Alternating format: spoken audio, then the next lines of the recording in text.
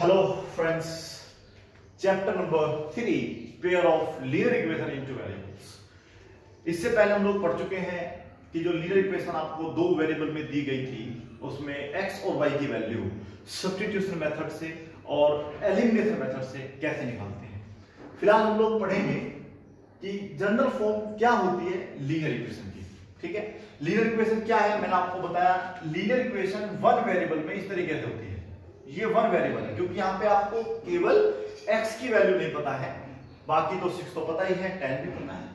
तो ये कहना चाहता है कि x की ऐसी क्या वैल्यू मानी जाए कि 6 ऐड होने के बाद 10 हो जाए, केवल 4। भाई x की वैल्यू 4 मानोगे, 6 4 10। तो ये वन वेरिएबल में लीनियर इक्वेशन है। लीनियर इक्वेशन की जो पहचान हम करते हैं वो देखते हैं पावर, डिग्री। यहां पे आप डिग्री देखिए 1 मानी जाएगी। ठीक है बेटा, आगे देखिएगा एक चलो हमने x ले लिया, एक हमने y ले लिया। इस बार बताओ, इस बार क्या है, ये 2 वेरिएबल्स हो गए। अभी भी लीनियर इक्वेशन है, पावर 1 है, लेकिन ये लीनियर इक्वेशन जो है 2 वेरिएबल्स की इक्वेशन बनेगी। तो इस प्रकार की इक्वेशन हम 10th क्लास में पढ़ते हैं। इसलिए लिखा जाता है pair of linear equation in 2 variables. की लीनियर इक्वेशन का पेयर बनेगा 2 वेरिएबल में, अलग अलग वेरिएबल होंगे। ये पेयर नहीं है, लेकिन पेयर बनाने के लिए हमें एक इक्वेशन और लिखना होगा। इस तरीके से कोई एक इक्वेशन और लिखना होगा। अब ये जो दो इक्वेशन बनी है ये बन गया पेयर। ठीक है, और ये लीनियर इक्वेशन का पेयर है, ये भी क्लियर है, और 2 वेरिएबल में है, ये भी क्लियर है।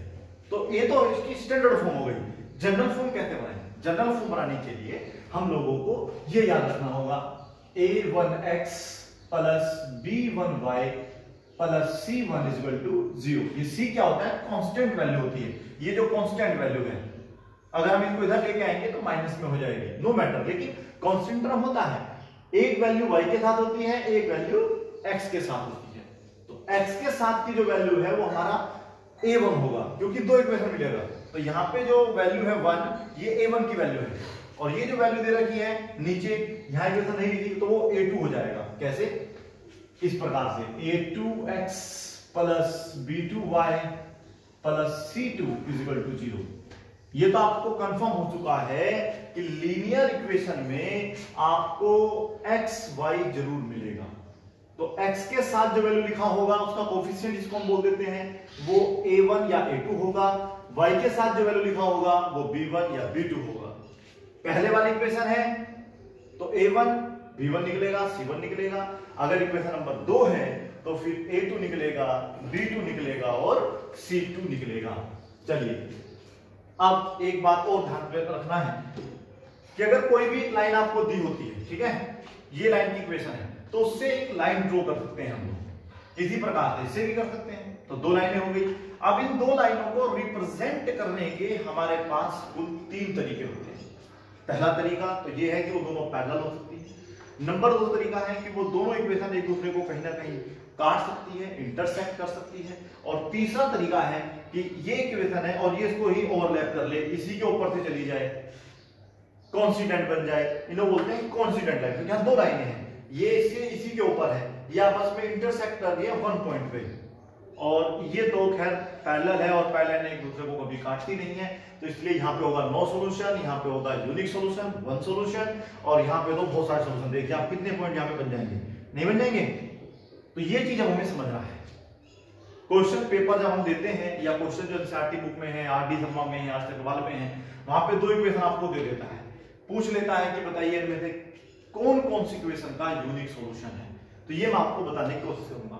पहला केस देखिएगा, अगर a1 upon a2 does not equal to b1 upon b2 के, अगर a1 अपॉन a2 की वैल्यू b1 अपॉन b2 के वैल्यू के बराबर नहीं आएगी, तो वहां पे जो 2 लाइनें होती हैं वो तो होती है intersecting line, intersecting lines. Number 1 बात। और जब भी 2 लाइनें एक दूसरे को इंटरसेक्ट करती है, ये ध्यान रखना है, इंटरसेक्ट करती है तो वो एक ही पॉइंट पे इंटरसेक्ट करेगी, तो वहां होता है यूनिक सॉल्यूशन। यूनिक सॉल्यूशन कितना आसान तरीके से आप इसे लर्न कर सकते हैं, देखिएगा। और नंबर 3, जिसका भी सॉल्यूशन निकल जाएगा, जिस इक्वेशन के, जिन 2 इक्वेशनों के सॉल्यूशन होते हैं उनको बोलते हैं कंसिस्टेंट। तो ये हो जाएंगे आपकी कंसिस्टेंट। जिनका सॉल्यूशन नहीं होगा उनको बोलेंगे इनकंसिस्टेंट। चलिए नंबर 2 पे देखते हैं। अगर सपोज करिएगा a1 upon a2 is equal to आ जाए b1 अपॉन b2 के और इज इक्वल टू आ जाए c1 अपॉन c2 के, ये कैसे निकालते हैं मैं आपको भी निकाल के दिखाऊंगा। आप इनको समझने की कोशिश करिएगा। अगर तीनों ही बराबर मिल जाए तो फिर आप देखेंगे ये इस प्रकार से होगा, इनके कोइंसिडेंट होगा क्योंकि सारी वैल्यूज बराबर जा रही है। तो ये हो जाएंगे आपकी कौन सी लाइन हो जाएगी बेटा, कोइंसिडेंट लाइन, कोइंसिडेंट लाइंस। चलिए जी, कोइंसिडेंट लाइन के इनफिनिटली मेनी सॉल्यूशन होते हैं, इनफिनिटली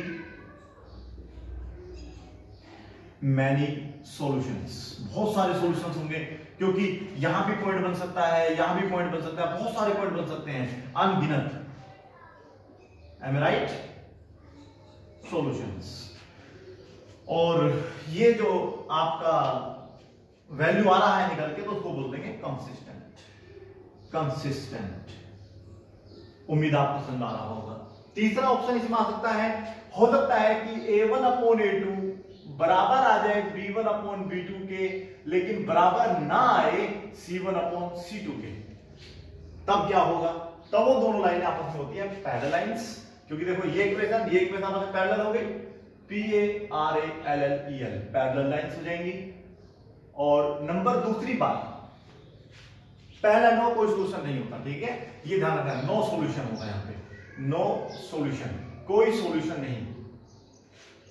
और नंबर तीसरा है कंसिस्टेंट होगा या इनका कोई सॉल्यूशन नहीं होता है तो फिर होता है इनकंसिस्टेंट। कर लेंगे सब बच्चे इनको।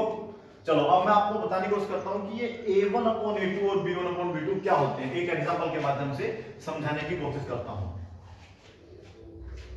एग्जांपल नंबर 1,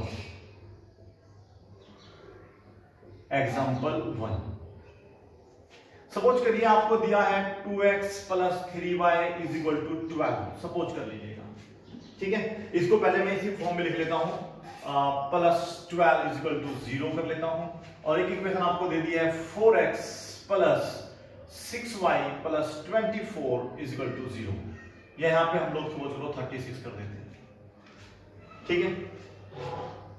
तो इनमें आप लोगों को हमने बताया, देखो इक्वेशन 2 मिलेगी। पहले इक्वेशन में आप लोगों को निकालना होगा a1, b1 और c1, और जो नंबर दूसरी इक्वेशन है वहां से आपको निकालना होगा a2, b2 और c2, ठीक है बेटा। चलिए कितना आया 2, कितना आया 4, कितना आएगा 3, ये 6, 12 और 36, ठीक है।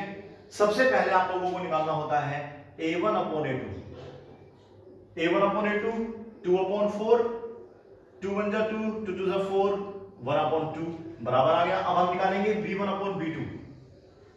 अब b1 अपॉन b2 क्या है, 3 अपॉन 6, 3 1 जा 3, 3 2 जा 6, 1 अपॉन 2 बराबर आ रहा है।